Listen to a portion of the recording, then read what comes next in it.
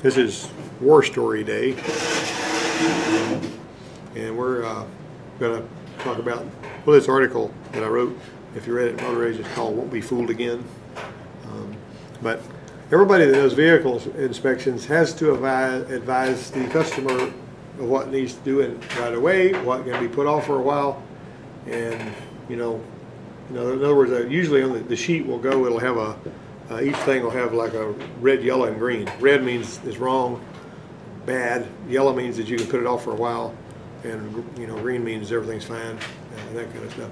And the 29-point inspection that we did when I was working at a dealership was the thing about it is, when you're doing inspections and you're expected to do one on every car, a lot of the people don't like doing them, so they just won't do a good job of them.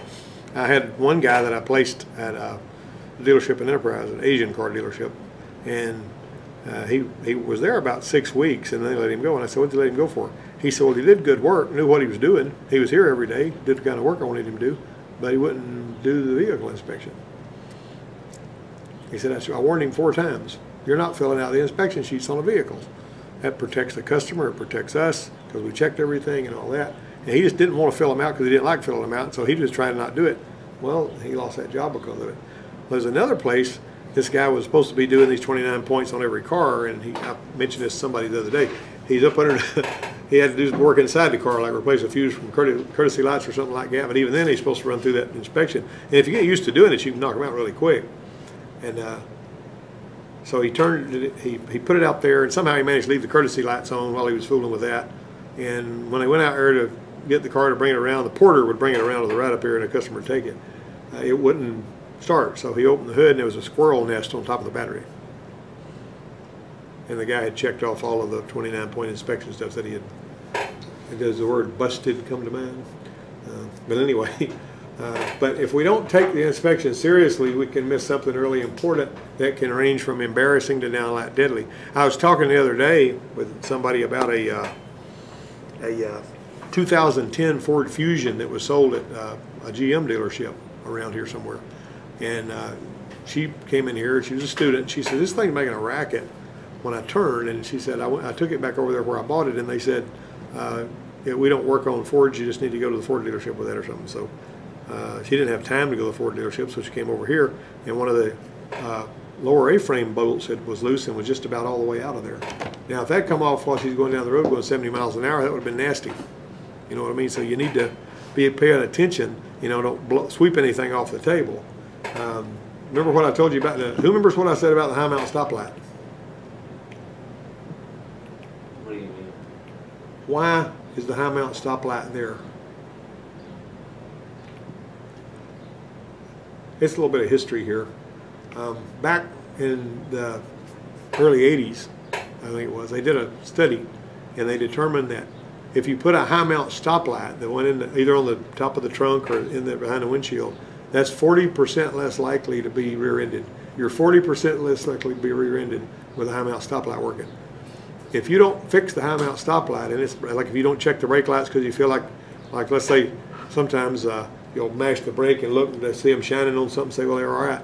But if you didn't check the high mount stoplight, they're 40% more likely to get rear-ended because you didn't check the high mount stoplight if it was out when you checked it. Of course, if you tell the truth, then they're coming in and saying, "Hey, they got rear-ended. Did you check the high mount stoplight?" Even though you didn't look at it, you'll be tempted to say, "Yeah, I looked at it. It was working when it left here." But it's best to go ahead and do it. Take the high road and do that right. But if something bad happens to the person driving the vehicle, you inspect it, it can be traced to you, then the potential's there for things to get nasty. Insurance investigators love that kind of thing. So basically, here's another thing. I can't remember who I was talking to about this the other day, but here's an example. Toyota Camry, like the one on the stand out there. Somebody comes that brings their Toyota Camry to you. They say, "I want you to check this car over because I'm going to go on a long trip on it, and I'm coming back through Atlanta, and I want to try to make sure I don't have any trouble at all on it." You ever had somebody bring one to you like that? Check it out before I'm going on my trip. All right, so don't worry, you will have if you get in this business. Okay, let's say that what you going to check? You're going to check you're going to pull the dipstick out of the transmission, you're going to make sure the engine oil is okay and then to be replaced. You're going to look at hoses, you're going to look at belts, You're going to look at anything else that might cause a problem. I'll take a look at the brakes, you know, pull the wheels up and feel of them this way and that, see if they've got any kind of loose front end parts and that kind of stuff, see if anything's, you know, whatever. You don't want them to have trouble on the trip. But one thing that I guarantee you could do in just about any shop in this area, or in most areas, and tell them to do a really good check on the Toyota Camry so that you don't, or a Corolla. The differential where the CV axles come out is in a little chamber. They go into a little chamber where that oil is not provided to that chamber by the transmission. It is a separate chamber. And you got to break a little, you got to take a 17mm wrench, take a little plug out, and put your finger in there to see if there's oil in that little gear chamber, because if you don't, you know, remember there was a couple of guys that was driving a Corolla that was coming to school here 5, 6 years ago, and they were from Enterprise, and they were coming around the bypass over here, and one of them called me on the cell phone, and he said, we're sitting beside the road. And I said, why are you sitting beside the road? They said, well, we don't know what happened, but the wheels just locked up and we slid off the side of the road, just like slamming on the brakes or something, and they just locked up. They just slid off over there. Well, that little chamber where those gears were had a little CV axle seal leak long enough to where all the oil had got gone out of that chamber. Okay, well, Alan, the guy that I go to lunch with, he brought his car one day, the '97 Camry. It was one that he was driving at the time. He said, I'm seeing oil on my driveway, on my garage floor. And so we raised it up, and it had a leak from those little seals there, same kind of deal. And so we took that plug out. You could not reach that oil. Now imagine this. You checked everything except you fumbled the ball and didn't check that on that particular car. Maybe you didn't know about it, but you didn't check it. And they're going 80, 90 miles an hour in bumper-to-bumper traffic in Atlanta, and all of a sudden the wheels lock up. Because you didn't check it. See what I'm saying? This is serious business. This is not something like, oh, well, they had problems. Don't take me none, you know. Anyway, that's something right there. Well, this story that I'm going to tell you today revolves around a Dodge Dakota, and I think some of y'all were here when this was going on. Had developed an oil leak between the passenger side cylinder head and the engine block. The driver of the vehicle picked it up as an oil smell. It was on this little Dodge that Nermi drives and that Gene drives. Why is it that you have oil leaks out from under the cylinder head on some vehicles, but you have no oil leaks out from under the cylinder head on others? You don't even have the capacity to leak oil out from under the cylinder head on something like a 350 Chevrolet or a 302 Ford or these older ones. Why is that? What do you have on a engine with overhead cams that you don't have on one that's got the camshaft in the block? You got the timing chains, but you just said it's something really important. The timing chain, what's it driving? What's the timing chain driving? The head. Well, it's not driving the head, it's driving the camshaft. Okay, if the camshaft is spinning in that head, it needs to be lubricated, doesn't it? And it needs pressurized lubricant to it. And so it's going to go through a hole in the oil, in the cylinder head gasket with oil pressure going up to that camshaft. And so those engines have a propensity, when that seal fails around that in that cylinder head gasket, to where it can leak oil. Okay, now, is that a big deal? Well, on this truck, it was leaking on the exhaust. And, you know, most of us have seen cars that have been leaking on the exhaust, you know, particularly, and it sort of stinks up and it's smelly and all that kind of stuff. But if it's leaking on the exhaust right where it comes out of the head, that's a fire hazard. So let's say you saw it's got a little bit of an oil leak, not a big deal, we ain't worried about it. So you send it on, then it catches fire and it burns the truck down to the rims. And the owner says, well, I knew there was an oil leak, but the guy that inspected it told me it wouldn't be a problem. You see how this can snowball out of control? All right, so, but overhead cam engines have all got the propensity, when that gasket fails, they got that potential to have that leak there, not the propensity necessarily. But this oil seepage that was coming out of this Dodge was wet enough to make its way back to the exhaust manifold right above the header pipe, and that's really a hot part of the exhaust. And if it's, you know, obviously it's getting on the catalytic converter, you got issues there too. There was no valve cover leak above it, it was coming from under the cylinder head. And so here we were going to pull it out. Now, this wouldn't be a cheap fix either. You don't just yank the heads off a Dodge 3.7 liter, pop some new gaskets in place, and sew everything back up, do you? That's a big deal. You got what? What do you got to buy?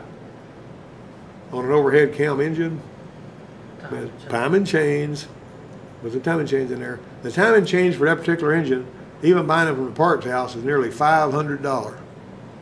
That's the price for the people that I like, that they like you.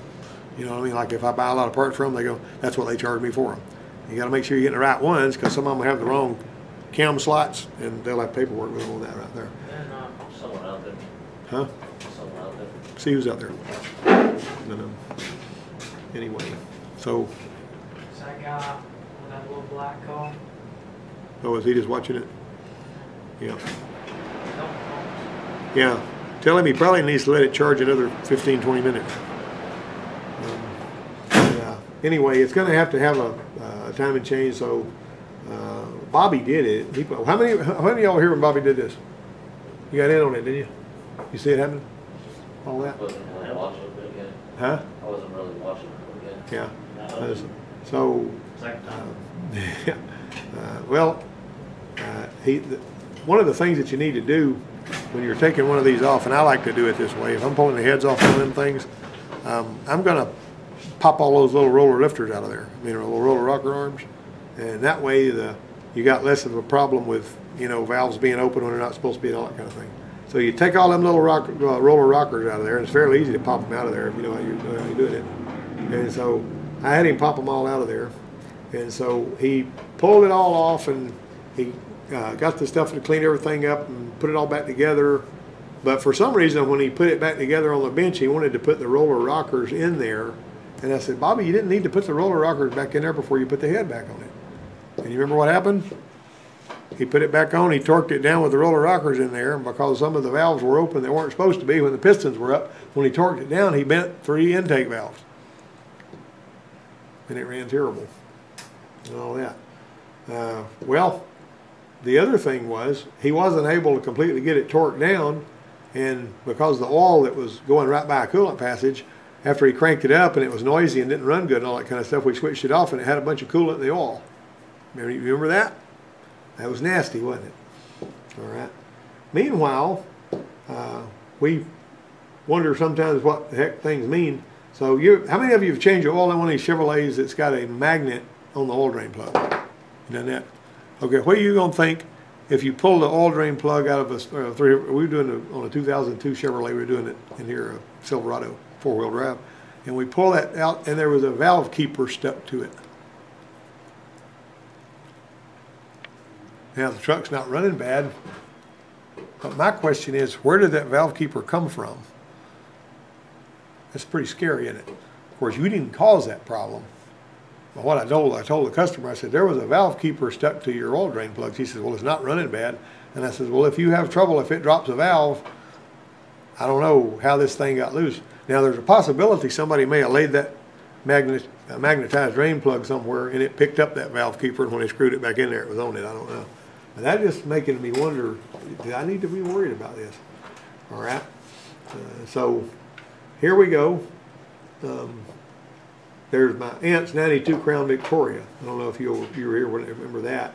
And it was making a roaring noise that would change from silent to louder when you would swerve back and forth. And I sworn it was an axle bearing. It sounded like it was coming from the left rear, just terrible, And so we pulled the cover off, undid the axles, pull the axle out. Bearings look good, axle looked good, because the axle is the inside race for the bearing. And it turned out, by the time I got through with it, we even put the chassis air on it. We drove it around, all that kind of stuff. And so it turned out it was a bad tire. But you'd have sworn it was on the back left rear, but it was the left front tire. It wasn't even on the rear. And so that was something else we did. But now, we burned some time chasing an exhaust leak noise on an '08 Altima. It sounded like it was coming from up the passenger side intake manifold area. And the exhaust is a long way from the place where we were picking up the sound, so we used a stethoscope. You remember this one? What was wrong with it? I don't remember, I remember it. All right. So what we discovered, whenever we got to digging around for that noise and we got to checking it and homing in on it and taking some of the covers off, No, it was a cracked catalytic converter. And it was a circular crack going around the place where the catalytic converter folded in. All right, so I took it over to the welding shop and had them MIG it, And we brought it back and put it on. Then had to buy a catalytic converter for that. Now I will tell you this, you gotta be careful on an Altima, because one of the things that will happen on an Altima catalytic converter is chunks of that strata that, you know, it's like honeycomb, will break loose and come out of, I mean, they'll start breaking up in there, and pieces of it will make its way up through the EGR and go into the engine and destroy the engine. So be careful about that on an Altima, because that's happened on more than one Altima. But anyway, that particular one was okay. Well, we had another one, a Quickie, that was a 2002 Mazda 626 that had a low brake pedal and fluid that looked like V8 vegetable juice. You ever seen brake fluid look like that? That's the first time I'd ever seen it. It was terrible. I'm talking about, it was orange. It was almost the color of her shirt over there. Rust in it on? Looked like it, but well, it didn't. No rust you could see, and there was no big flakes of rust. The whole thing was, of course, rust particles can be so fine that they can literally go through a fuel filter and stop up injectors. I mean, I've seen that happen. So while we replaced the master cylinder and flushed the brakes by pumping about a gallon of fluid through there, it stopped really good, and the pedal was high and firm. You know, if it had been equipped with ABS, it would have been a little more troubling, but it wasn't until the brakes worked just fine on that particular one. But anyway, Bobby got the head off the Dodge again to find he bent 3 intake valves, so I ordered 3 of them at $16 a piece. We lapped them in, checked the seats with Prussian blue, put the head back on with another new gasket, and sewed it all back up. The coolant that made its way into the crankcase, you know, was because he hadn't been able to tighten it down good, prevented proper torque on the gasket. When we started that Dodge up, and it ran really, really good. Well, the passenger side timing chain was still throwing a rattling fit. Just rattling up a storm. So we yanked the cover off and started the engine with the chains exposed. That's on my YouTube channel. You can find that video. You can watch it happen. And we can see that it was bouncing, the tensioner wasn't working. So we pulled that brand new tensioner back off, and when he pulled it off there, now listen to this because it's important, there was a really thin piece of foil that had been put on the tensioner to keep junk out of it that he hadn't even noticed, and when he put it back on, that piece of foil was on there and it was keeping oil from being pumped into the tensioner. And that little ratchet mechanism on the tensioner is not strong enough to handle the pressure of that bouncing timing chain. Now, let me ask you this. You know, you ever heard a timing chain noise? Like on a Toyota Camry, like that one out there, it's got scissor gears. It's got, how many camshafts does that Camry have on it? That engine on the stand out there? Huh? Yeah, so why do you only have one gear on the outside?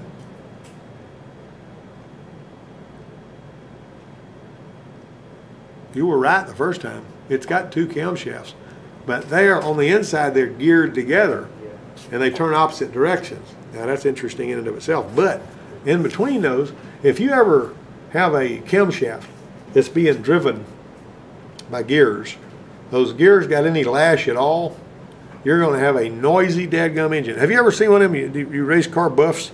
Some of your people will put gears instead of chains on your Chevrolet. You know, like they got a set that you can do away with a timing chain, just have gears, and it's noisy as all get out when they put them on there. I mean, it's, you know, really works well, but it's really noisy. And the chains actually take this, you know, whenever, if you turn a camshaft with an engine out there, it's going to go doom, doom, doom, doom, you know, because you're moving valves and all. Well, when that's happening at a high rate of speed, if you got lash between those gears, it's going to make a hammering, ugly hammering noise. And on the old Volkswagen Bugs my dad used to do, there were 11 different camshaft grinds as far as the gears, and you would start with a 0 and go -5 or 0 to +5, each one being a little less or a little more, and you'd have to set it up so there was absolutely no lash so that you wouldn't have noisy camshaft noise on that thing. And so that's what the deal was on that. I mean, you're basically trying to keep this lash from happening. Some of them would put phenolic material for teeth and to keep it from being noisy, and it'd bust off of there and all that. But Toyota got pretty smart. They put 2 gears that are like sliced in, you know, imagine slicing a gear in half and putting springs in between them. They call it scissor gears. And that scissor gear is loaded so that there's a spring that sort of acts like a shock absorber. And if anybody ever pulls that one camshaft out and puts it back in without loading that gear, and they're supposed to put a bolt through it to keep it from becoming unloaded, it'll just rattle up a storm. But the point of the matter was, we ran it for a while. After we put the original tensioner back on it and made that noise go away. noticed we still had an oil leak on that side, so we put some dye in it and found out the passenger side valve cover gasket was leaking. It was brand new. I don't know why it was leaking. With the valve cover pulled off, you know, everything was clean and shiny, but we put another gasket on there and it didn't leak anymore. But I guarantee you the next time he does that job, and he's probably going to do another one, and he's working, you know, for a Hertz rental car now down there doing mechanic work for him. The thing about it is, if he has to do another one of those, he's going to know what to expect and what mistakes not to make and all that. So who has made a mistake recently that they will not make again? Anybody?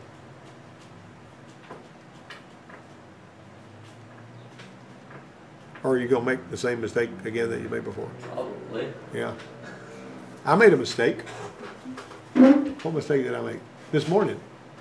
Huh? You saw it happen. What was it? What mistake did I make? I remember making a mistake, but I don't remember what it was. Break that battery in? Yeah. Huh? Break that battery. Yes. The battery cable was one of them cast brass ones, and I says, you're not doing a good job of this because they're not going down all the way. And whenever he pulled the negative one in, the positive one off, and I went to spread it with the snap-on battery cable spreader, and the battery cable goes pop. I said, well, I guess I'd been better off to leave that alone. Well, anyway, they got another battery cable on there now.